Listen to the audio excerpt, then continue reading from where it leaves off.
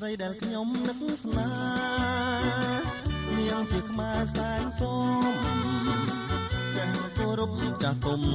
ធ្វើតាមអវាទចាស់ថាជួនទៀតទាំងគុណិតមាយាទចេញធ្វើទៀនដាំងបាតឲ្យញាតិមិត្តមេត្រីស្រដែលខ្ញុំរៀបការ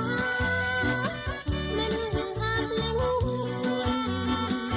មិនចេះគុំគួនមិនហៅប្រពន្ធទៅជួស្រាស្រ័យចេញយល់ញាតដល់ទៅទាំងគ្រួសារសាច់ថ្លៃខ្ញុំសប្បាយចិត្តណាស់ខ្ញុំសប្បាយចិត្តណាស់បានតែផ្ទះលេខ1លេងភ័យលេងព្រួយរួមដល់សងសានថាមានរហ័ងមានទ្រព្យធនពេញផ្ទះរឹងដូចជាអង្គម្ចាស់ក្រណុក